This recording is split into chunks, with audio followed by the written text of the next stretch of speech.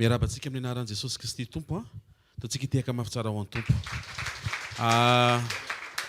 Tombonandro mahimaim-poana avy amin'Andriamanitra zany a, tsy voavidy volo zany.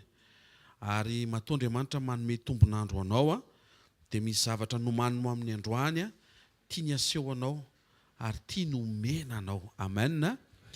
Tandremana be satria maro ny karazana feo sy teny a mifamoafao ety amin'izao tontolo izao. Ary io karazana feo sy teny ireo a dia tsy voatery a ho avy amin'Andriamanitra. Misy taona zao misy olona mampianatra ohatra hoe ianao tsy afaka misafidy ny fanombohanao, fa afaka misafidy ny fiafaranao. Zay zao a mbola azo eritreretina hoe ao anaty Baiboly misy safidy foana. Dia mety miteny avy eo ilay olona hoe misy olona mandany misy olona tsy mahay mandamina amin'ny fotoanany dia lany fotoanany zava-poana, fa misy olona kosa mahay mandamina amin'ny fotoanany a mba anaraka ny nofinofiny. Azonareo ve zany? Suivre na poursuivre ses rêves, zany hoe tanteraka amin'ny olona io mba nofinofiny. Zay zao misy diso, satria zao voalazany teny rehetra vakitsika teo a, tsy natao anaraka ny nofinofinao ianao, fa natao anaraka an' Jesosy. Tia hafa mafy an'Andriamanitra. Hitanareo a, ohatra mahafinaritra le izy, fa tsy araka an'Andriamanitra. Ary tamin'ny herinandro amontsika mbola nampianaran' Jesosy ihany koa fa raha nofinofinao dia tsy tonga lavitra.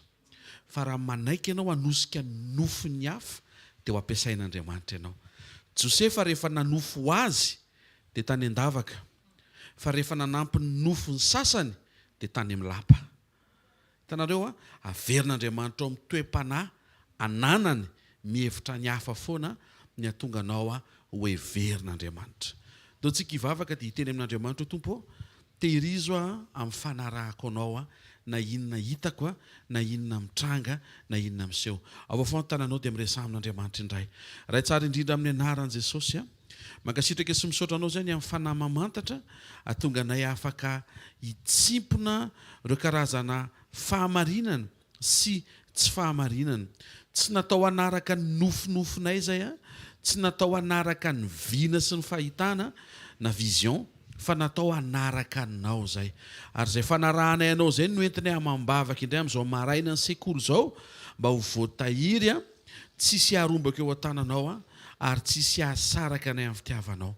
Tsarovo zao fotoana maraina zao a, tsarovo ny tsiraray avy zay tonga eto amin'ity toerana ity, manaja sy manome voninahitra anao, mametraka ny fanatrehanao a ho voalohany amin'ny anaran'i Jesosy Kristy avy Nazareta. Amen. Tiaka mafitsika mo an' Jesosy a, mahazo toerana dia mahazo mana. Amen. Anio manokantsika dia hijery loha hevitra anankiray ny ampitondraina ny lohateny hoe ny tena fisaorana avy amin'ny fitiavana. Ny tena fisaorana avy amin'ny fitiavana. Ao anatin'ity herinandro ity Andriamanitra te hampiditra programana fisaorana izay andrasany avy amintsika. Tsy fisaorana fa kalitaoana fisaorana. Tsy hoe vita vitaina fotsiny ilay fisaorana, fa tena vitaina tsara ilay fisaorana. Ary ny atonga an'izay fisaorana izay tena avesatra dia misy ifandraisany amin'ny famoazanao sy famoahanao ny vesatry ny fitiavan'Andriamanitra avy ao anatinao ampavesatra ny fisaoranao. Petera 2:7-9 no anomboantsika azy a. Petera 2:7-9 misy ifandraisany amin'ny programa mpitahiana ho anao avy amin'Andriamanitra ny programa mpisaorana ataonao. Ianao mpisaotra, Andriamanitra mitaha. Anaran'i Jesosy, farany miray sasaina ianareo rehetra ka miarah ory, mifankatiava tahaka ny mpirahalahy, mifamindrà fo, manetre tena, tsy mamaly ratsy ny ratsy, na fanaratsiana ny fanaratsiana, tsy mamaly fanaratsiana ny fanaratsiana. Faoka hisaotra kosa, satria ho amin'izany no niantsona anareo mba handova fitahiana. Amin'ny dika teny fototra ny atao hoe fitahiana dia samy manambara ny hoe fitahiana sy fisaorana, na ihany koa hoe tsodrano koa. Misy dikany zany mitovy ireo mitovy ny mot hidefinisiavana an'ireo zavatra zao: fitahiana, fisaorana, tsodrano. Misy karazam-piainana ao amin'ny mpirahalahy voalaza eto. karazam-piainana miseho amin'ny alalan'ny fiainam-pisaorana izay mitondra fitahiana. Nantsoiny isika hisaotra ny hafa sy hitsodrany hafa mba handovahantsika ny fitahiana. Misy karazam-pitahiana zany ao ambadiky ny fiainam-pisaorana, ary tian'Andriamanitra ho lay tena fitahiana avy amin'ilay tena fisaorana satria avy amin'ilay tena fitiavana. Azontsika ve? Lay tena fitahiana omen'Andriamanitra rehefa tena fisaorana ny avy eny am-bavanao teraka avy amin'ilay tena fitiavana avy ao anatin'ny fonao. Tsy mitovy mihitsy zao tsy mitovy zao ny fisaoran'i Abrahama sy ny fisaoran'i Mosesy sy ny fisaoran'i Josefa sy ny fisauranao.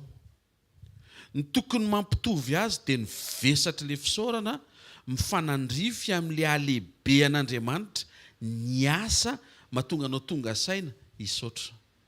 Samy misy zavatra goavana nasehon'Andriamanitra tampitiavana tokony ho fongoronao, ho ampiasainao, ho fototro ny fisauranao manokana. Mazava ve? Ny fisaorana zany dia tokony ahitana taratra tsodrano ihany koa.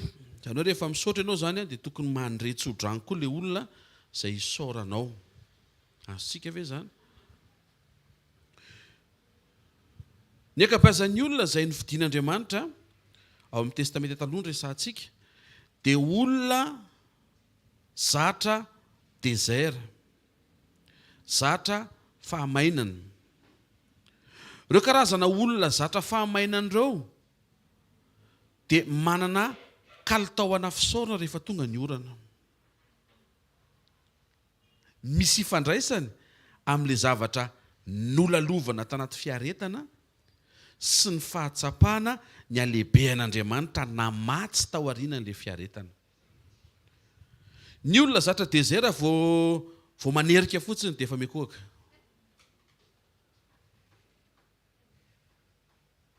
Tandremo sao dia herika mampimonimonna anao. Fa misy olona ny mahavita mikohaka nefa vao herika. Tsy ampy dezera angamba amin'ny fiainanao ndrasa aloha vetivety.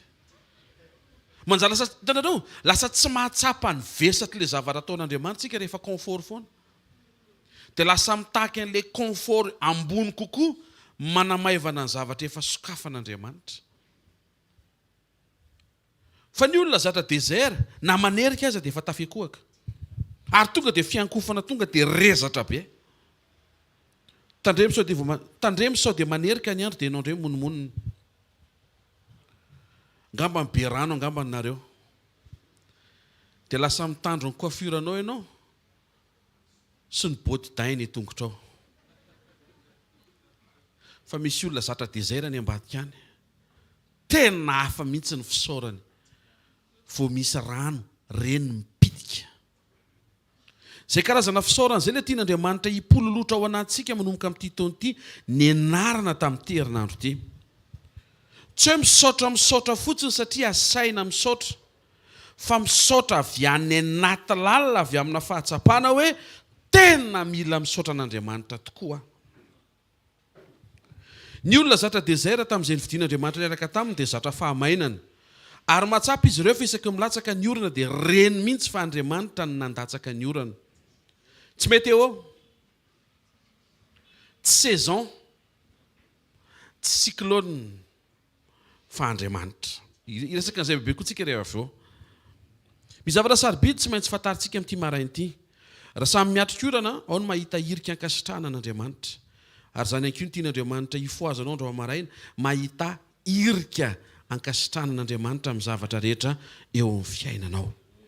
Mety efa ela tsy nahita orana izy ary mahatsapa ny asarobidiny orana. Ao kosa indray mitaraina sy mora monimonina sao hiakatra ny rano. Nefa orana mitovy ilay hatrehana. Misy karazam-pisaorana andrasan'Andriamanitra mahatonga famangim-panotronana ho amin'ity taona ity. Ary tian'Andriamanitra ho voarainao zany ary tian'Andriamanitra ho tonga fiainanao zany. Tena kaikinao tsara isika misaotra hoe fa tsara isika tena misaotra hoe. Le dika le tena misaotra misy zavatra hafa mihitsy rehenao avy any anatinao any.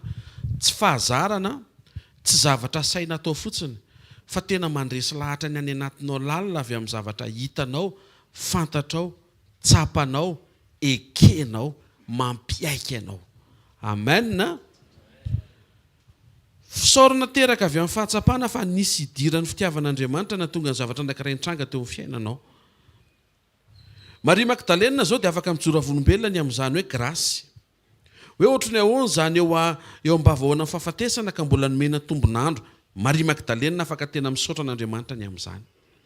Maro amin'ny olona nefa mifomaraina menimenina ny amin'ny tsy fisiany vola tsy mahatsapa hoe tombonandro mamaim-poana io minitra segondra isiany fofinaina eo amin'ny vavorony io vao maraina.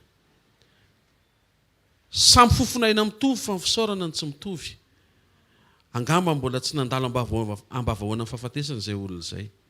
Tsy teny hoe mila mandalo an'izay satria sanatriavan'izany sao dia tsy mahay mandalo an'izay indray. Dia tsy am-bavahoana fa to dia miampita mihitsy. Matoa zany izay ampandalovina na ampandalovina fantatr'Andriamanitra fa reny ampandalovina ireny no mahazaka fa tairin'Andriamanitra tsika andro maraina hoe mba jereo amin'ny fomba fijerin'Andriamanitra tianao ny zavatra rehetra nataony eo amin'ny fiainanao. Tena akaikinao misy zavatra mampimonomonina foana ane hoe misy foana zany hoe na ho tanteraka ary nofinofinao io hoe na hiakatra be ary ny karamanao hoe zareo tsara fa raha vao miakatra ny karamanao miakatra ho azy ny jiramanao tsy hainao maninona. Dikan'izay tsy le zavatra miaka-midina ny tokony ho vahana fa le toe-panahy tsy mahay miatrika mihitsy no entiny eto amin'ny fanatren'Andriamanitra mba ho tsaboana. Mba tsy ho tahaka an'izay nidiranao eto no ialanao eto rehefa avy eo. Zava-poana raha anao amen tsika nefa tsy hiova. Ary tsy misy dikany raha milatsaka amin'ny profesia nefa tsy hiovitsika. Raha ny fomba niatrehantsika hatramin'izay ihany niatrehantsika aorianan'ilay fotoana atongavan'ilay teny dia fatiantoka ho ansofina izay nandretsy napampitan'ilay izy ho tonga fandresen-dahatra ny anatin'ny fo mba ho tonga fiovana amin'ny zavatra tokony ho atao. Maria Magdalena zao vao fo marainy tonga dia misiotsioka. Tonga dia tsikitsiky. Tonga dia falifaly. Amin'io tsy hoe inona ilay atrehana androany fa zavatra fatany dia zao raha tsy teo Jesosy efa maty aho. Vao mijery Lazarosy izy maika mitsikitsiky raha tsy teo Jesosy efa tany am-pasana koa tianadahako te. Izay jereny rehetra zany dia mampisaotra azy an'Andriamanitra. Teneniny akaikinao izay jerenao isan'andro io hoe mampaninona anao zao hoe androany maraina aoka ho tonga irika ampisaotranao an'Andriamanitra ny zavatra rehetra mba hipaso azy any amin'ilay misaora amin'ny zavatra rehetra fa izany ny sitrapon'Andriamanitra ao amin'i Kristy Jesosy ho anareo. Maria Magdalena isan'ny tena nahalala ny asaribidin'ny tombonandro mahamaim-poana omen'Andriamanitra. Afaka manazava tsara izy ohatry ny ahoana ny famonjeny zany. Afaka manazava tsara izy ohatry ny ahoana ny fahasoavana zany satria niatrika izy. Rehefa nitranga ilay problema tao anaty mariazy natrehan'i Jesosy sy Maria sy ny mpianatra tao akany. Tsy nitovy mihitsy ny fisaoran'ilay mpivady tsy nafantatra an'ilay problema sy ny fisaoran'ilay mpanompo nahita an'ilay problema nikiropaka nirahana nakatoa sy nahita fivadian'ny rano ho tonga divay. Samy ao anatin'ilay salina fa tsy mitovy mivesatry ny fisaorana satria ilay mpivady eny amin'ny latabatra izy mivady tsy nafantatra akory lany ny divay efa manomboka mitatao ny fafambaraka tsy fantatra zareo akory zany fa Jesosy nefa nihevitra mba tsy isiany fafambaraka ao anatin'ilay tokantrano izay mba falifaly teo mpanaovana mariazy.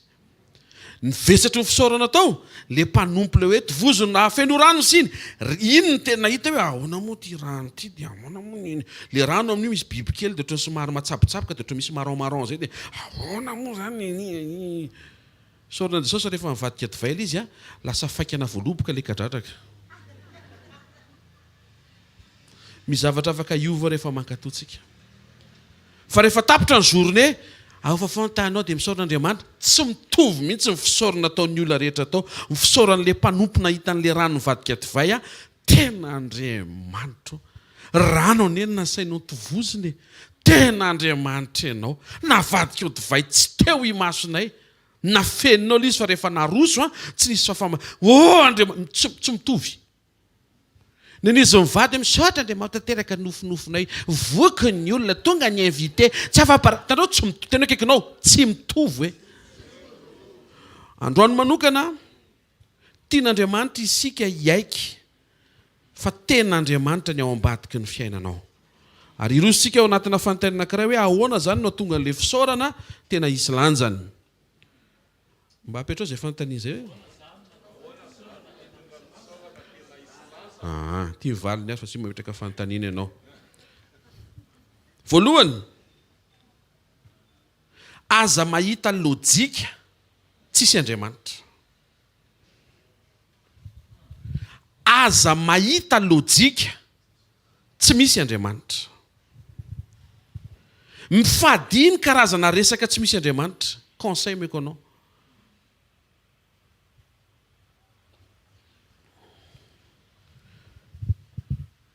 na tonga nazy sitrana ny reny olona reny inge rehefa maratra ndray sitranao azy elao zay olona zay anamaivana izy ny diakapoka tamin'i Kristy apiditra lojika tsy misy Andriamanitra andresy lahatra anao fa possible sitranao azy mivatana tsanganao azy amin'ny maty posaka ho azy amin'ny masoandro tanao misy ho azy zay mipotra ho azy ny univers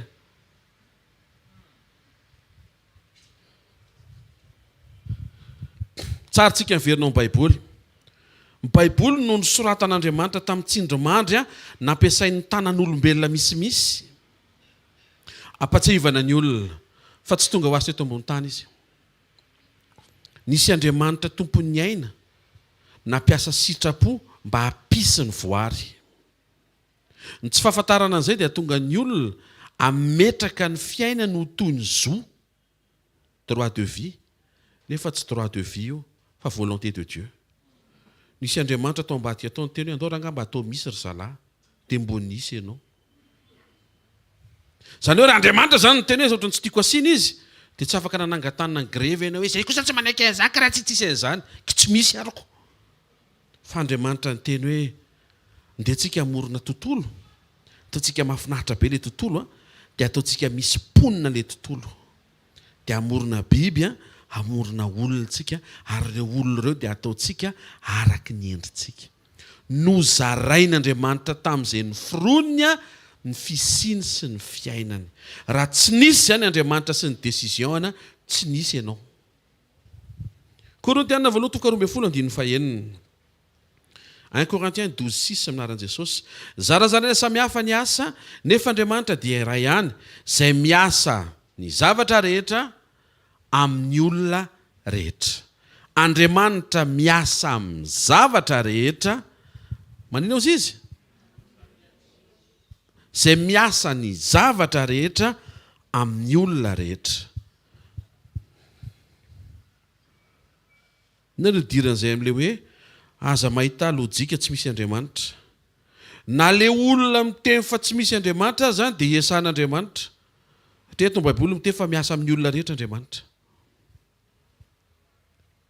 ny asa ataon'Andriamanitra amin'ny olona tsy mino dia hanao ny fomba rehetra Andriamanitra mba ino le olona aloha miasa Andriamanitra zay mahatonga ny Jesosy ny teny hoe zay mino sy atao batisa no vonjena fa zay tsy mety mino tsy vita ny herin'Andriamanitra ve mampanaiky ny olona ino tsy asa ny herin'Andriamanitra zany satria mandodony amin'ny safidy Andriamanitra na ianao mety na ianao tsy mety fa misy Andriamanitra miasa ny zavatra rehetra amin'ny olona rehetra Baiboly eto maneho tsy ambaratelo fa Andriamanitra miasa ny zavatra rehetra amin'ny olona rehetra miasa ny rehetra amin'ny rehetra marina fa ny contexte ny eo amin'ny Korintiana voalohany 12 dia miresaka momba amin'ny fanomezam-pahasoavana izay avy amin'ny fanamasina eto fanamasina avy amin'ny Jesosy ho an'ny olona nandray azy fa eto mazava be nefa le teny fa miasa ny rehetra amin'ny rehetra Andriamanitra tafiditra anatin'ny rehetra zany ny mpanota ny jentilisa ny tsipino zay mahatonga antsika tsy tokony hevitra hoe reny mpanota ireny angamba tsy hita intsony izay hanaovana azy miasa amin'ireny Andriamanitra raha manaiky ianao ampiasa amin'ny fonao hivavaka ho an'ireny mpanota ireny mba tsy horingana izy ao anatin'ny fiainam-pahotany fa mba homen'Andriamanitra tombonandro izy hiandrandrana amin'ny fiovany azy io tehaka mafy tsara ho an'Andriamanitra moa ny fandresen'ny Kristy ny victoire du Christ, voavonjo ianao, voavonjo ny mpanenjika anao, voavonjo ny tsy tianao, voavonjo ny fahavalinao, zany ny tena victoire an Jesosy. Zay mahatonga an Jesosy alohan'ny nafatesany nitopi masona velany eloka daholo kapiteny Romana sy miaramila eo, tsy miala eto zany. Anika rehefa niala iny Jesosy, tafajery le kapiteny Romana, marina tokoa fa zanak'Andriamanitra io lehilahy io. Tovotra amin'ny Peterana teny hoe non Kristy zanak'Andriamanitra. Tovy zany. Zany hoe raha voakasika Petera, lay nantsona. Dia voakasika le kapiteny, lay mpikapoka. Ka raha eto ianao misy mpikapoka tsy entinao mambavaka, tsy feno victoire. Vavahinao mba ho sauven'Andriamanitra ianao. Vavaha koa le manodidina manondrana mba ho sauver le manodidina manondrana. Ataova amen mafy tsara ohatrany amen misalasala mandary krizy zany le amen. Afaka miasa amin'ny mpanota Andriamanitra. Tsy karakara amin'ny fiainany fa hamonjy azy aloha. Sy hapiaika azy ny elony, amelany elony avy karakara azy. Mianara mahita an'Andriamanitra ao anatin'ny zavatra rehetra. Tena akaikinao, mianara mahita an'Andriamanitra ao anatin'ny zavatra rehetra hoe. Dia avesatra ny fisauranao hoe. Misy fotoana reseny dia voalahatra amin'ny lainga fa nianatra be anao mahatonga ny ohatr'izao io. Lainga zany. Andriamanitra atao ambadika ianao androany io. Misy fotoana mieritreritra hoe mahatonga tafita tsara vady. Andriamanitra ny ao ambadika Kristy fa tsy mivadinao. Tsy niasa mivadinao, tsy nikarama mivadinao, fa Andriamanitra. Hitanareo ho tsiponina izy mba ho tena avesatra tsara ny fisauranao. Satria hanao zavatra Andriamanitra matoa aseny isaorana aloha zay efa misy. Ho avy manaraka matoa mampisaotra amin'izay efa misy ny Andriamanitra ao. Sokafo lavitra ny visionao matoa Andriamanitra miteny hoe ataovy mavesatra ny fisaorana. Ao raha. Hiavaka tsara ty taonty amin'ny kalitao mpisaorana, ataonao miainga tsara avy any anatinao. Vao manomboka zany tonga dia filahanao fisauranao ho fisaorana authentique de qualité, vrai cuir, 100% fitiavana an'Andriamanitra. Amen. Mianara mahita an'Andriamanitra ao anatin'ny zavatra rehetra. Satria tena miafina ao anatin'ireny zava-mitranga eo amin'ny fiainanao reny Andriamanitra. Anisan'ny kilalao tiany ankizy ny kasikasy kapoaka. Fa teny aminao fa natiora an'Andriamanitra mihitsy ny kasikasy kapoaka amin'ny fisaorana avy moa nasandana tamin'izy nanao fandraisana. Fa Andriamanitra tena tia miafina sy tia manafy ny zavatra. Ary eo amin'ny zavatra be dia be manjoanao io, miafinafina ao anatin'io programany sy ny fikasany sy ny fitiavana, fa tsy maintsy misafidy ianao ahita an'izay fitiavana izay mba tonga anao hiteny hoe ity mitrango ity misy fitiavan'Andriamanitra miafina indray zao anatin'io, mitsangana ho azy ny antenne, velona ho azy ny fisaorana, misokatra ho azy ny fo, tsara indray ty volany ty amin'ny anaran'i Jesosy. Tsy maheno tehaka ho an'Andriamanitra. Tandremo mametraka lojika fa misy zavatra mitranga eo amin'ny fiainanao, ka alay-panahy ianao hevitra fa tsy misy Andriamanitra fa heritsainao rery na heribatanao na olona fantatrao na sanjila. Tsy misy ny sanjila. Tsy misy ny vintana. Tandremo mamafa an'Andriamanitra eo amin'ny tantaram-piainanao. Tandremo mamafa an'Andriamanitra eo amin'ny tantaram-piainanao. Fa hatramin'ny ianao voateraka nefa tao izy. Mandraka androany ianao mety mbola misy zavatra mbola tsy tianao lalovana, misy zavatra tsy ekeny sainao, misy fitondrana ohatrany tsy zakanao kely zany. Ao Andriamanitra fa ianao mila misokatra mahita azy fa ao izy. Tena akaikinao tsy lavitra izy fa ao hoe. Fa raha vao mikatona ny fonao hoe malotoloto kely fotsiny hoe. Dia na dia ao ary izy hoe dia tsy hitanao izy. Hozy Jesosy sambatra no madio ambo. Fa izy no ahita an'Andriamanitra. Ka raha vao tsy madio ampo zany ianao eo izy fa tsy hitanao. Kasikasy kapoaka ny fisaorana. Kapoaka ny fisaorana. Fisaorana le resantsika eto misy dikany zany. Tandremo mamafa an'Andriamanitra amin'ny tantaram-piainanao. tamin'izaho le niantso iny ohatry ny tsy namaly akory izy tena vao mainka nidofotra mihitsy ny fiainako te hiteny aminao fa teo izy misy programa fotsiny ao mety mbola tsy takatry ny sainao satria elana tsiny fa ny sainao tsy natao atakatra an'le izy na dia tiana ho takarina ara le izy ary mety hoe ianao mihitsy ary ny manatsaina indrindra mipiraita-po aminareo ihany koa fa tsy natao ho takarinao nefa le izy satria ianao olona izy Andriamanitra. Ny angatahany aminao tsy manakatra fa ny angatahany aminao manaiky. Ho mora ala ho an'izay nanatrika hatramin'ny voalohany teo. Ampitaina amin'izay niditra tamin'ny fidirana faharoa fidirana fahatelo teo nisy an'izay tamin'ny voalohany teo. Ho mora alahatra.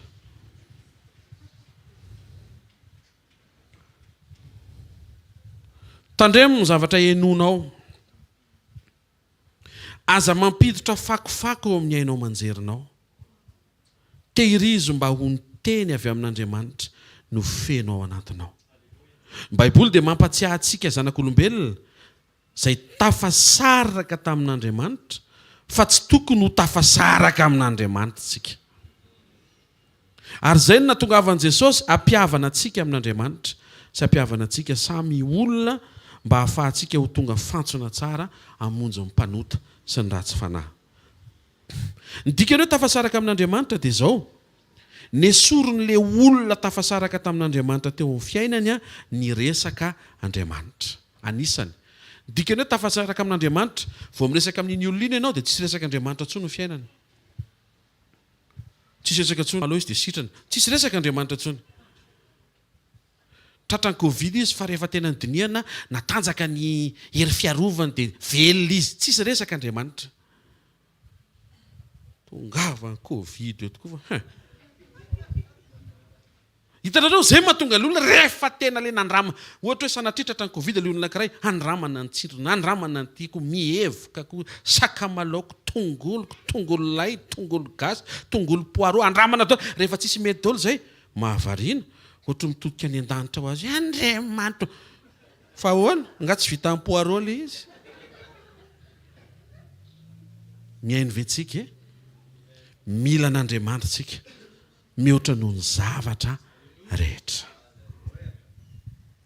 Ny dikany hoe tafasaraka amin'Andriamanitra, izay mahatonga an'Andriamanitra mampiomana antsika mba tsy ho tafasaraka aminy, mba tsy hisaina ny hisaraka aminy, ary tsy hanaiko ho sarahany ninninina aminy. Izay mahatonga ny Paoly ny teny, tsisy ahasaraka anay amin'ny fitiavan'i Kristy.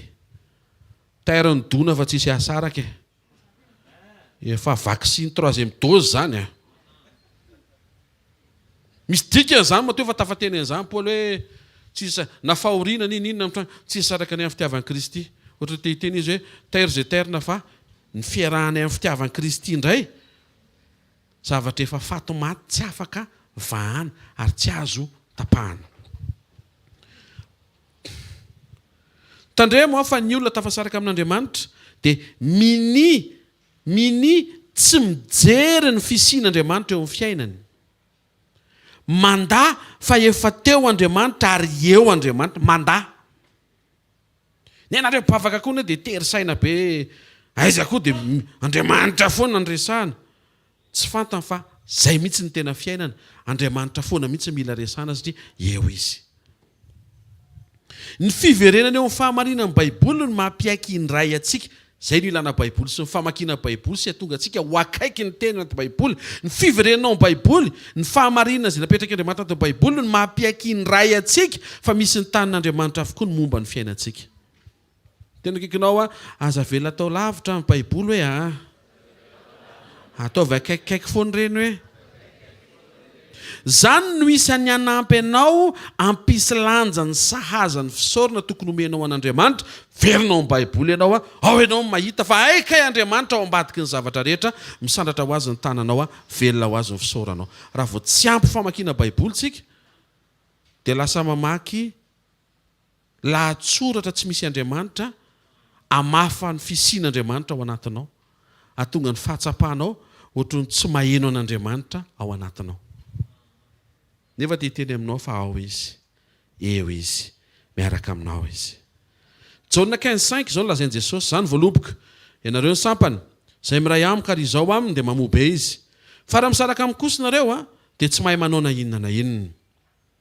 Amin'Andriamanitra ny fahaizana manao ninninona ngezy indrindra tsy leritrerentsika, satria misy olona zao tsy miombona amin'i Jesosy fa mahavita manangana trano, tsy trano zany le izy. Amin'ny olona nefa nataontsika fotsiny ary hoe resaka rehefa le miresaka reny dia ahoana moa zany efa manambady manjanaka moa dia efa nanorina trano moa ry zareo.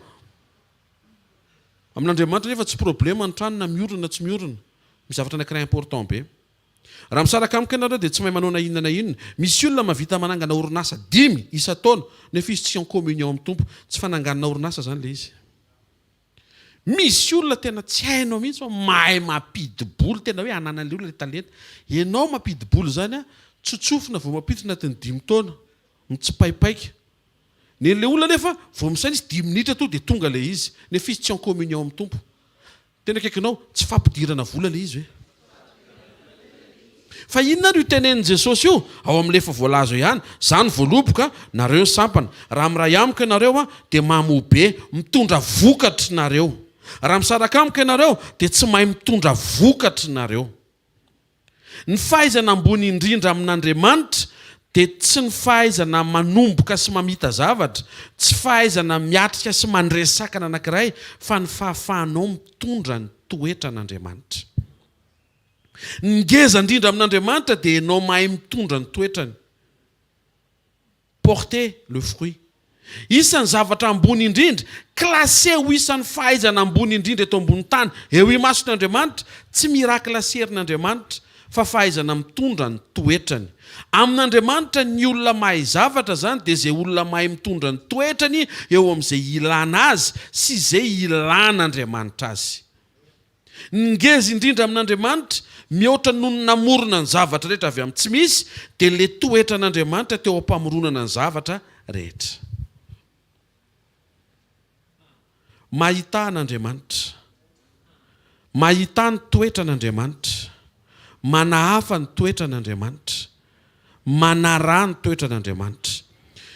Ny atao hoe tafasaraka amin'Andriamanitra dia esorin'le olona eo aminy ny fisian'Andriamanitra sy ny resaka momba an'Andriamanitra. Ny atao hoe finoana, misy ifandraisana mantsy le izy, dia mijery an' Jesosy. Hebreo 12:2, mijery an' Jesosy tompony finoantsika sy mpanefa azy, izay naharitra ny azo fijaliana ka tsy nitandro henatra, mba ahazahoany fifaliana napetraka teo anoloany, ka dia efa mipetraka eo amin'ny akavanana sisa fiandrian'Andriamanitra izy. Mijery an' Jesosy sy misafidy ahita an' Jesosy ao anatin'ny zavatra rehetra. Izay mahatonga anao tafasaotra. Jery an' Jesosy foana ianao. Izay mitrango eo mahita Jesosy ianao. Misy tafiotra miainga avy any, hitanao mandehandeha eny ambony ranomasina, avy ao anatin'le tafiotra Andriamanitra, hitanao. Terenao mihitsy masonao ahita hoe ao Jesosy. Dia velona ny fisaoranao amin'ny zavatra rehetra, ary mavesatra ny fisaoranao satria fantatrao ny zavatra efa nataon'Andriamanitra sy ataon'Andriamanitra. Aza mahita lojika tsy misy Andriamanitra, mahita an'Andriamanitra amin'ny zavatra rehetra fa ao izy.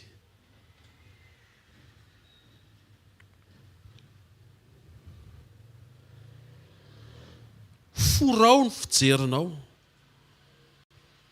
aijery ny zavatra efa nataon'Andriamanitra, mihoatra noho izay mbola ho ataony mampitaraina ny olona tsy manam-paharetana. Izay efa misy isaorana fa aza miady saina amin'izay mbola andrasana. Izay efa nataony isaorana fa aza miasa saina amin'izay mbola andrasanao ataony. Alleluia. Menara misaotra amin'izay misy androany, amin'izay eo androany, amin'io fiainanao io androany io, misy zavatra tsara ao fa fany devoly ao amin'ny maso le izy atonga anao imonimony na ampitamin'ny fiainanao amin'ny fiainan'ny hafa. Dia ohatry ny bana be zany le tsy hanananao satria manana be dehibe amin'le izy ny hafa. Dia voasarika ny fijerinao eo amin'ny nofo dia hiteraka atmosfera negativa be ampavesatra le zoriny, tonga dia le zoriny iray manontolo mihitsy tonga dia tsy mandeha amin'ny laoniny, ary raha vao tsy tsaboniny tonga dia le semaine iray manontolony tsy mandeha amin'ny laoniny, ary raha vao tsy tsaboniny dia ray volana ray manontolo dia eny kivikivininy zavatra tsisy dikany eny. Kivikivininy zavatra tsisy dikany eny. Mazava ve zany? Reradreraka izy zavatra tsisy dikany ele izy. Ezaka ohatry ny miara mivavaka eo dia riana ohatry mitsora volombelona foana za ohatry tsisy dikany zany. Ny fijerinao any amin'ny témoignagen'olona fa tsy any amin'ilay Andriamanitra name témoignage an'ilay olona izay miteny anao fa mbola ho avy koa ny anjaranao tsy mahay tehaka ho an'Andriamanitra. Ao anatin'ny école ny football ampianarina ianao ho faly rehefa mamono baolina ny ekipa. Fa tsy hoe milongolongo be satria tsy ianao no namono baolina. Raha vao izay ny attitude anao tsisy club ataitra aminao zany. Hoe mahafinaritra ny longolongo ny joueur iny eza koa ny idikizo sady andovola beaka anao ny hiaritra ny longolongonao.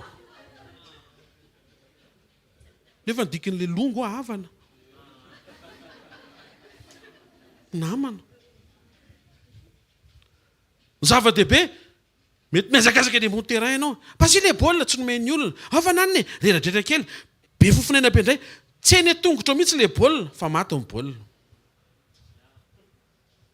Ny olona amin'izany hoe za tsy hainao intsony aza manaoko. Aza manaoko. Asio fifaliana. Misy zavatra tsara ny eo amin'ny fiainanao. Tena kaikinao misy zavatra tsara ny eo amin'ny fiainanao. Dia zao misy miteny hoe tena sio fa hainao ny teny Elisa za tena tsy mahita an'izy mihitsy. Zay mahatonga an'izy hoe misy zavatra tsara eo amin'ny fiainana. Za tsy teny hoe eo amin'ny fiainako satria mety tsy teny ianao raha vao zay. Misy aoka. Za zampitenenina an'izany fa tsy zavatra tsara zany eo amin'ny fiainako. Zay mihitsy le tsabony eto. Ny masonao tsy mahita an'izay intsony. Nefa nisy fotoana rehefa hitanao ilay izy fa votsitra. Azony le fiainana mandrakizay, le fiainan'Andriamanitra mahita zavatra tsara ao anatin'ny zavatra rehetra izay mitranga sy miseho.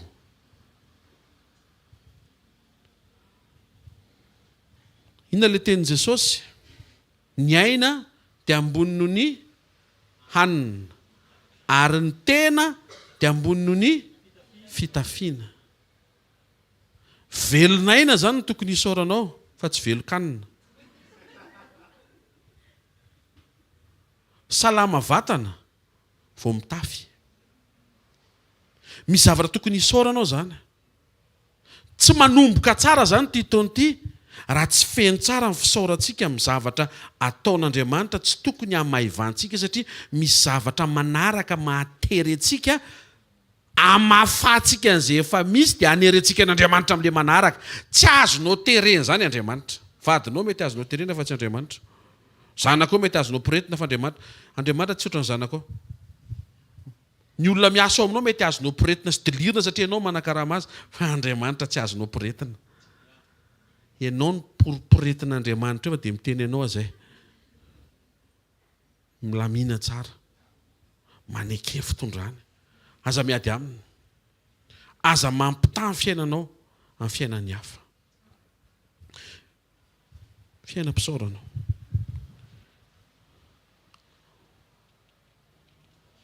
Faharoa, tandreminy ny toetranao sy ny fanomezanao lanja, ny karaktera sy ny considération. Obolona toko 7:27. Sokafantsika ne?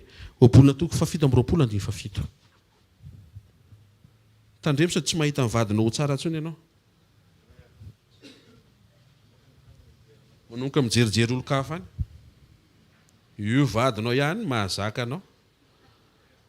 Le any akafa iny manao manjamanja fa tsy mahazaka anao iny. Mety ho zakanao izy.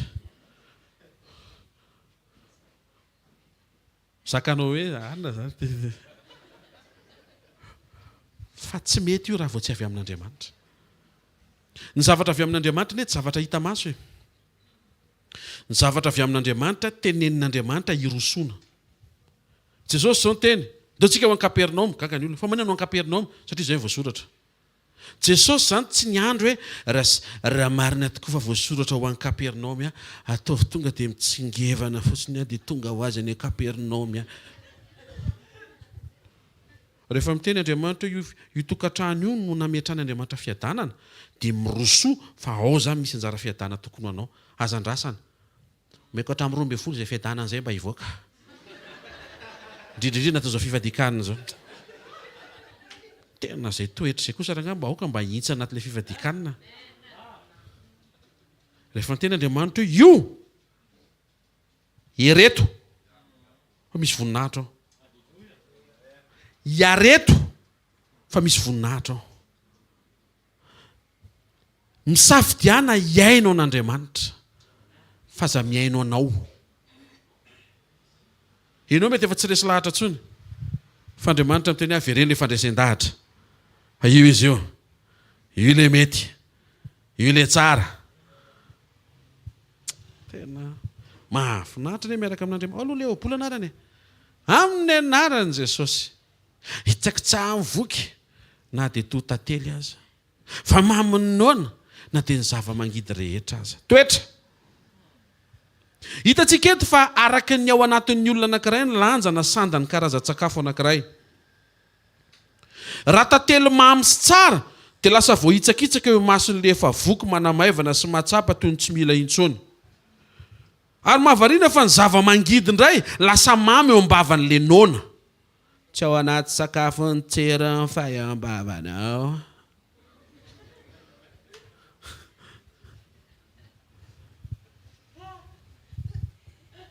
ny voky tsy mandre hamamina eo amin'izay mamy fa ny nona kosa mandre ny hamamina miafina ao anatin'izay mangidy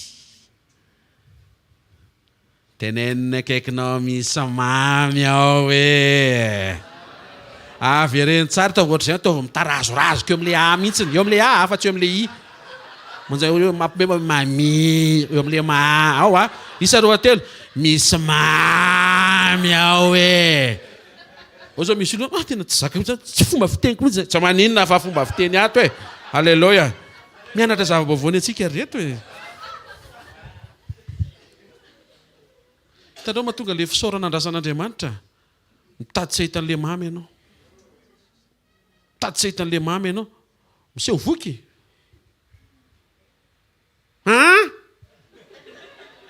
ozy izy ny baiboly e raha voavoky ozy izy na tantely ary hitsakitsahany niratsika hoe hitsakitsao satana neny zareo hitsakitsao tantely hitsakitsao satria efa tsy ilaintsony ozy Andriamanitra aza manitsaka mamy mamy vadinao eo tonga eto amin'ny solo tena ny vady rehetra izay hitsakitsahana aza manitsaka tandremo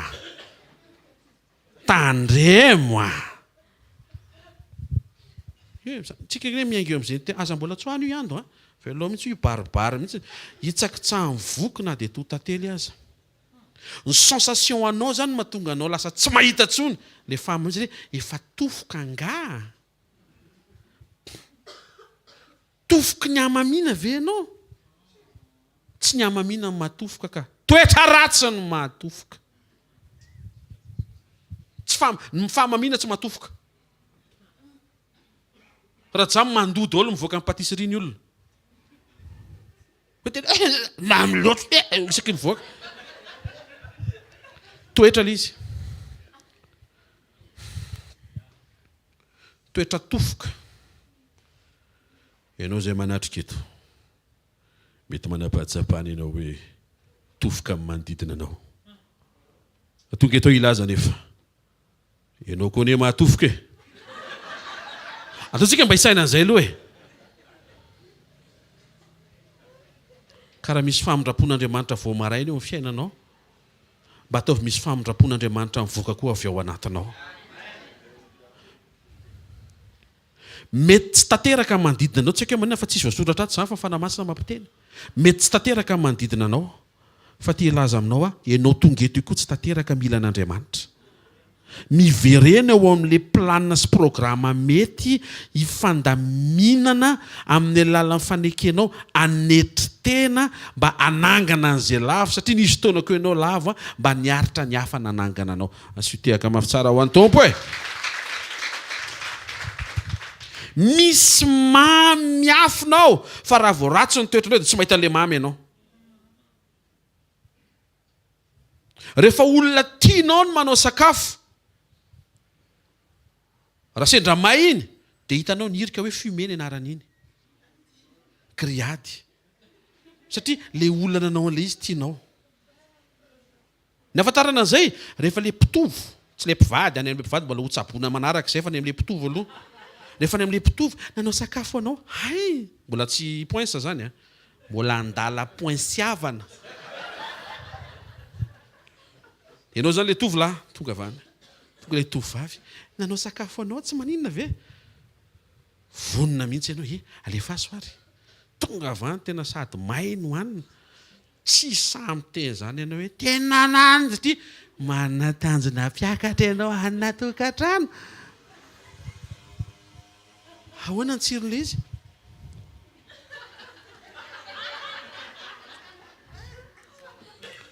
Hafakely. Tsy mahita zavatra ratsy ianao rehefa feno fitiavana ny ao anatinao. Mahatonga an'ilay fisaorana ohatran'ny lasa miendanja. Le fitiavanao an'Andriamanitra ny ohatran'ny lasaiza le fitiavana avereny raha teo velona. Teny ianao amin'ny anaran'i Jesosy Kristy velona masina sy manan-kery avy any Nazareta. Avereny le fitiavana. Andeha ho aiza rereo? Jesosy anie tianao. Izy namonjy anao. Izy nanavitra anao. Izy nanome ny aino anao. Nanolotra ny tena teo amin'ny hazo-fijaliana izy mba tsy ho atao amin'ny hazo-fijaliana ianao. Izy ny kapohana mba tsy ho kapohana ianao. Izy ny nanaintaina mba tsy hanaintaina ianao. Izy nanaiky ny fahafatesana mba tsy ho azo fahafatesana faharoa ianao. Tsangana tamin'ny maty izy mba ho atsangana amin'ny maty koa ianao. Na niatrika ascension izy mba ho niatrika ascension koa ianao. Amen. Tianao Jesosy. Karaha tia izy maninona tsy miakatra ny karamaka. Tsy haiko fa tianao fotsiny loha izy.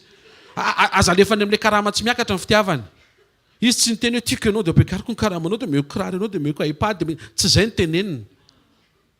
Fa ny zavatra ny porofo ny fitiavany to dia nanolotra ny ainy loha izy. Miresaka nareo mianaka avy eo. Tsy haiko maninona tsy mety miakatra ny karamanao, ndana ny tanio iziko. Tombo fa maninona tsy miakatra ny karamako? Dia hoe no valiny, ohatrohatr'izao valiny. Renao le valiny, mangina izy. Ty be menimenina be ianao. Atsao izy. Amen moe.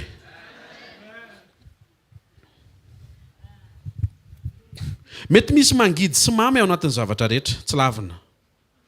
Ny olona tofoka dia mora handre an'ilay mangidy. Satria le tofoka mihitsy le fangidiana mora mandre mangidy.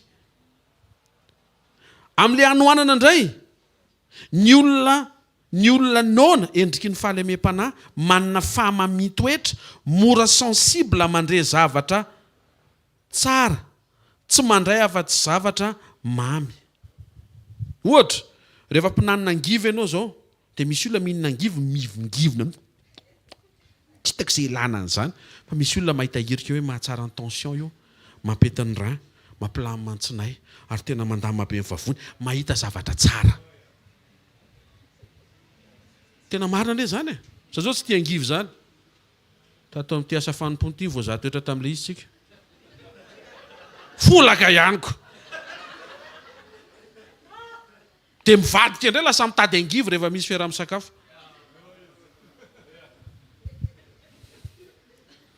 Lasa mahita zavatra tsara ianao, tena kaikinao any amin'ny maso mihitsy zany tsabony zany hoe ny mana dia tsirona mofo misy tantely, fa vao monomonona ny zanak'Israely, izany fimonomonona izany ohatry ny menaka mampamonina amin'aina eo mason'Andriamanitra zany. Fa vao monomonina izy, numéro tokaraky ambin'ny folo andimy fahaenina ka hatramin'ny andiny fahavalo maran'i Jesosy. Zao dia maina ny ainay tsisy ninina tsy masina ty mana foana. Tena kaikinao mampamona amin'aina be zany hoe. Ary ny mana dia toy ny voandrafy ary ny tarehany dia tahaka ny tarehan'ny bedola. Nandendeha ny olona ka nanangona azy, ary dia nitoto azy tamin'ny fikisoam-bary na tamin'ny laona, ary nahandro azy tamin'ny vilany dia nanao mofo azy. Ary ny fanandramana azy dia tahaka ny fanandramana mofo misy diloilo. tsy hoe misy dobera crème zany raha dobera fa mofo misy menaka fantatreo mahatonga n'le tsiron'le mana lasa misy menaka eny ambavany zanak'Israely satria mimonomonina izy mifimonomononana zany mampitera menaka raha ny tsiron'le izy prévu tokony ho mamy fa vao monomonina dia tsy hainao le famamila izy fa lasa ohatra be menaka be no heninao tena akaikinao zavatra mitovy no atrehana hoe araka ny toetra ao anatinao hoe no andrenesanao tsirony hoe samy miatrika tsisy volo zao ihany misy mahita famamina sy tsikitsiky vao maraina alleloia fa misy to dia tsy mahazaka be mihitsy zay letina mbavaka ane hazankinina n'io taratasy maro loko io ny fiainanao afaka mampahita fity Andriamanitra afaka manokatra lana Andriamanitra zasiana fanahinany amin'izany ataovy reglô tsara fotsiny ianao sy ny tompo amin'izay tokony ho atao sy amin'izay tokony ho hijoroana ny faratsy mponina ny manova ny tany mahavokatra ho tonga tany tsira salamy 107:34 ny tany mahavokatra ho tany tsira noho ny faratsy mponina eo raha vao ratsy fanahy mponina dia meratsy ny tany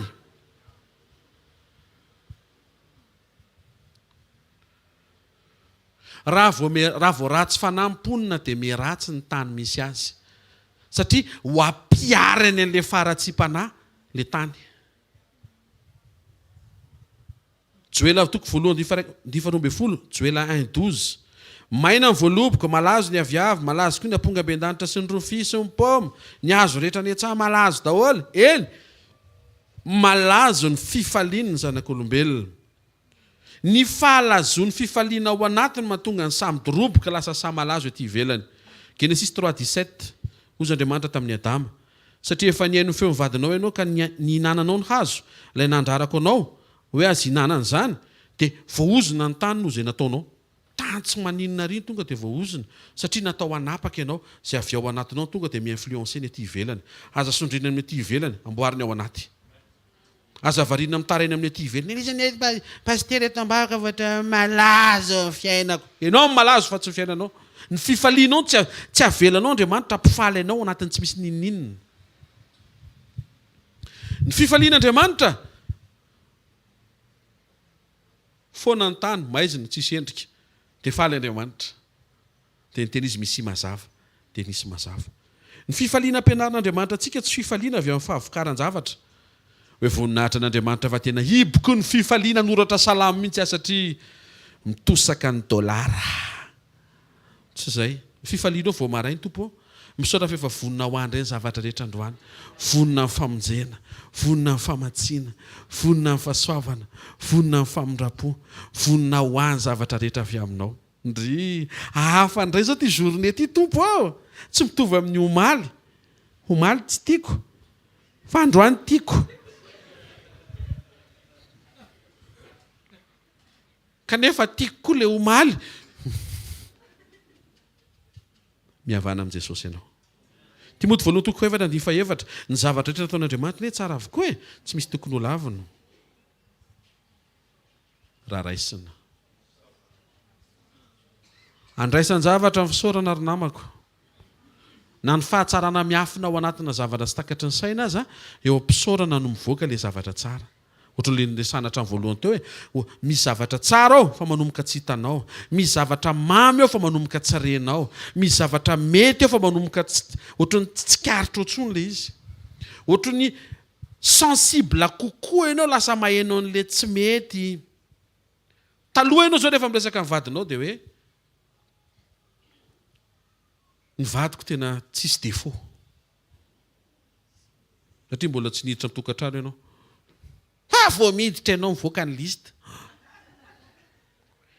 ve zao ianao dia mamaliko izy ko ianao ke ve zao hoe miaraka manao listinao eo amin'izay hitanareo raha vao manomboka ritra amin'izay fitiavana eros vatana tsy maintsy miditra any amin'ny agape ianao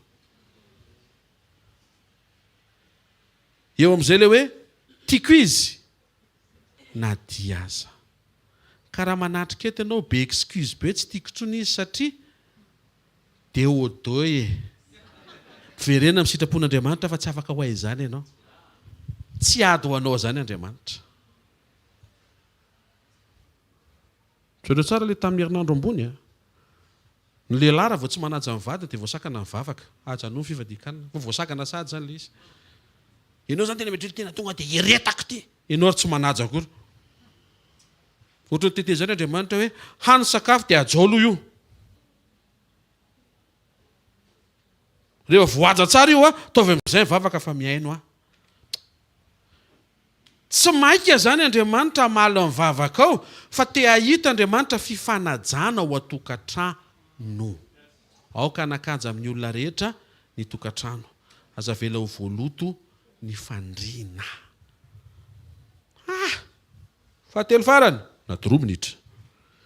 Asio vavaka ny zavatra rehetra mba hahafahanao misaotra amin'ilay zavatra rehetra nasianao vavaka.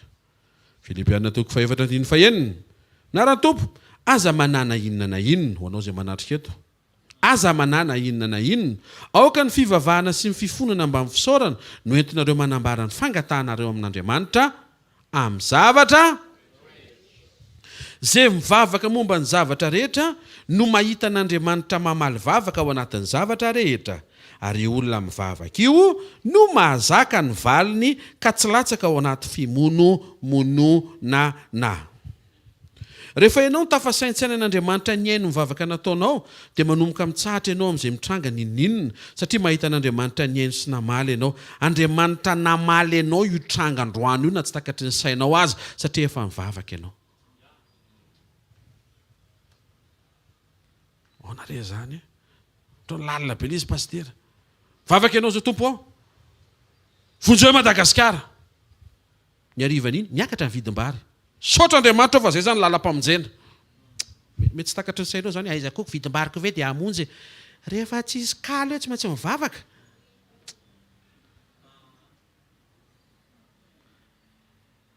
Ka hivaly sa tsy hivaly le vavaka? Tsy maintsy hivaly eo. Fomba hivaliana tsy any amin'ny eritreretinao fotsiny. Fa mivavah mba ho zakanao figadon'le valiny.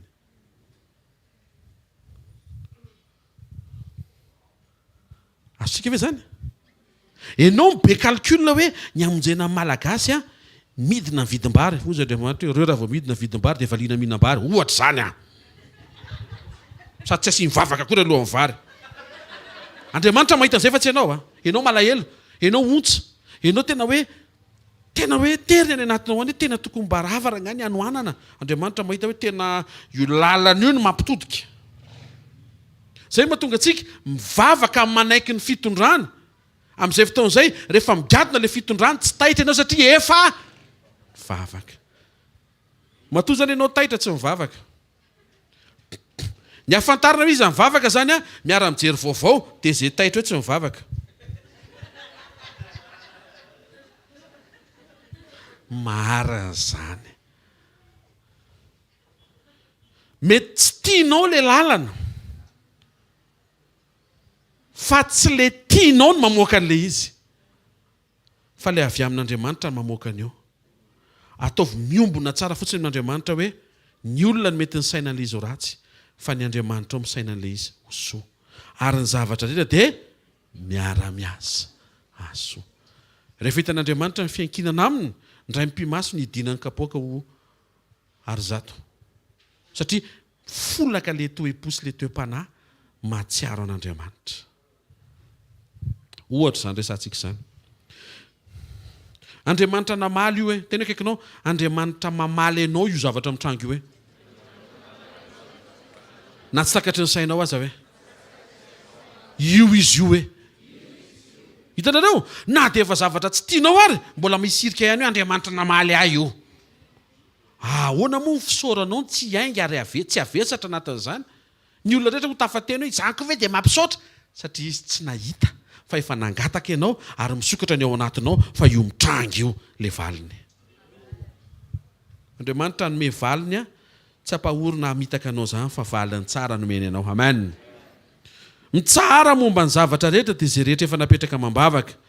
Zay renao eto ambavaka aza andrasana ariva. Lista be ny ariva raha vao andrasanao. Hady misy latsaka.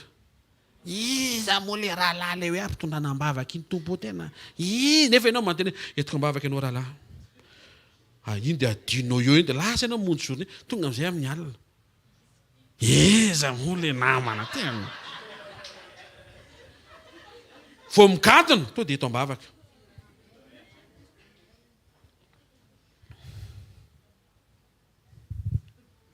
zerenao entinao mbavaka tadio nefa farany tsy zerenao ny cible an'le vavaka fa révélation cible an'le vavaka ohatra mitsitotongana ny toe-karena faobe maneran-tany ny sujet tena hoentina de hoe taio ny toe-karena malagasy ohatra zany zao tsy manaitra an'Andriamanitra hoe taio ny toe-karena malagasy fa izy ny tara faharotoko fitafolo raha ny oloko izay nantsony amin'ny anaraka ho avy aneritena hivavaka hitadiny tavaka ela amin'ny ratsy fanaony ianao any an-danitra amela ny elona sitrana ny tanina vavaka ray aminaran'i Jesosy na mitsitotongana azy ny toe-karena faobe hita maso izay mahatoky ny teninao fa raha miverina aminao malagasy miala amin'ny ratsy ny malagasy dia sitranonao ny taninay Jaona 16:33 ety amin'izao tontolo izao no hitanareo fahoriana nefa matoky zay efa naresy zao tontolo izao ray aminaran'i Jesosy na mitsitotongana azy ny toe-karena faobe hita maso zay mahatoky ny teninao fa zao tontolo izao feno fahoriana efa resinao mivavaka izay hiaina ny fandresenao an'izao tontolo izao zay nomenao anay le izy zany tsy tonga dia besoin be anao fotsiny ho entinaty le vavaka fa inona ny efa nitenenin'Andriamanitra fanandrify amin'iny dia zay mitrango eo amin'izay avy eo manandratahina sisa misaotra raha eo io le efa nentina mambavaka amen manasa antsika hitsangana ary anome voninahitra ny tompo fa fontananao misaoran'Andriamanitra ny amin'ny fotoanantsika andro amaraina misaotra ray aminaran'i Jesosy ny amin'ny asaribidiny teny mpanairanao anay mba hisy ventiny hisy lanjany ho feno voninahitra ao sy mamerina ny voninahitra ny aminao ny fisaorana zay ataonay mankasitraka sy misaotra ray aminaran'i Jesosy fa napatsiahivinao tamin'ity anio ity fa mila mamerina ny fijerinay mila mamerina ny fonay mila mamerina momba ny ray manontolo zay ahitanao amin'ny zavatra rehetra ifonanay aminao fa misy taona zay tena mety tafalatsaka anatina fomba fijery manala anao eo amin'ny fiainanay nefa ianao teny eo amin'ny fiainanay foana hatramin'izay tsaroviny tsiraray avy zay tonga eto aoko voamboatra ny fijery ny fisainana ay ametraka ny fisianao sy ny fanatrianao eo amin'ny fiainanay amin'ny androm-piainanay atonga ny fisaorana taonay tena atsapa tahaka an'ireo olona zay nofidianao zatra désert ka erikerika fotsiny dia efa mampiakohaka azy zany toe-posarobidy zany tena ilainao ary zany mihitsy no averinay tao anatinay tsy hanamaivana ny zavatra misy sy mitranga fa ay ame voninahitra anao satria taiza tokoa moa zay raha tsy teo ianao ary taiza tokoa moa zay raha tsy nisovenao sy ny tantananao vavaka izay ray amin'ny anaran'i Jesosy mba ho tena ho ankasitrahanao ny fisaorana ataony amenakavy kely aorianan'ity fotoan'ity indray ao anatin'izany akio Jesosy dia samy manana ny mahatery azy ny tsiraray avy ao ny fahaterena ra-panahy ao ny mety momba ny tokantrano ao ny mety resaka asaman-draharaha fahasalamana monga amin'ny fitahizana sy fanabeazana ny ankizy fikarakarana taratasy maro samihafa projet faniriana etaeta olona ihany zay Jesosy ary ianao malala misy foana ny zavatra treny isan'andro ary mangatak'izay mba ho tsaroanao ny tsiraray avy amin'ity sekoly maraina ity apetraka empilatanao kosa nefa ny fahafenon'ny fiainam-pisaorana amin'ny zavatra rehetra amin'ny anaran'i Jesosy amen teka mafitsika ao ny tompo mahazotoerana vetivety avy hatrany dia anao fanatintsika ho fankasitrahantsika an'Andriamanitra tena kekinao aza atao maivamaivana amin'ny fisaorana hoe ataovy mavesatra tsara hoe amen voaraintsika ny teny nome tompo antsika andro amaraina fenoy Andriamanitra amin'ny fiainanao mahitana Andriamanitra tsarovy ny fanoharan'ireo olona tany amin'ny désert erikerika dia efa mampiakohaka erikerika voatrany hoe etrety hoe olona mifampiresaka somary bangabanga fotsiny dia tena ho avy zany orana nefa erika avy any amin'le namana le sensible be zany le fankasitrahana sy fisaorana asika le tiako tenenina ohatrany hoe zavatra ohatrany hoe din fa nefa le olona to dia mahita anka Andriamanitra ho avy be zany orana zany to dia fa any amin'Andriamanitra sady mifony sy ny sainy misy dikany zany ohatra mora mahita an'Andriamanitra amin'ny zavatra rehetra sainao zay mitranga eo voatra ny felatana dia fa cyclone io zay nety ny litenenina ohatry ny felatana le raona dia efa cyclone io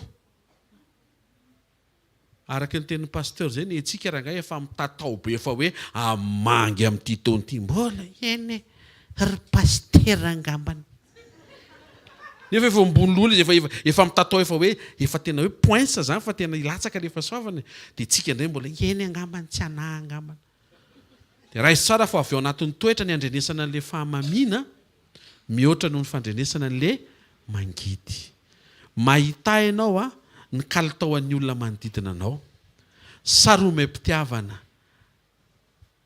na moa ny tsy qualité any contraire ny qualité mahita ny zavatra tsara eo amin'ny manodidina anao lafi tsara dia saromay mpitiavana lafi ratsy satria misy fitiavan'Andriamanitra ao anatinao Andriamanitra tsy nanebaka anao zany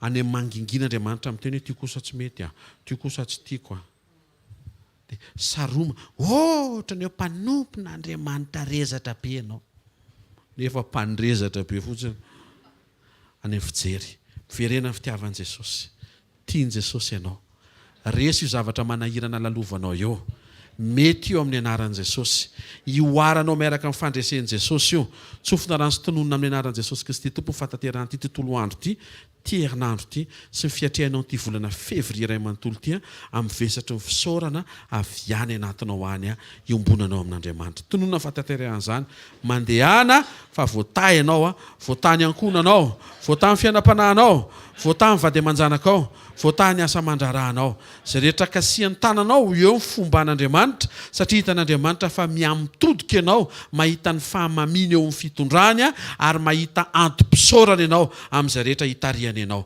mandehana dia miverena miaraka amin'ny vavolombelona mahita fa isy fahagagan zay ho tatarainao amin'io zavatra manjoanao io amin'ny anaran'i Jesosy Kristy verina masa sy manankely avy Nazareta amen zareo fahasoavana ary fa ny fahasoavan'Andriamanitra ny matoy izao ary ny fahasoavan'Andriamanitra ny matoy izao anareo amen zafady fa tara kely tsika fona tompoko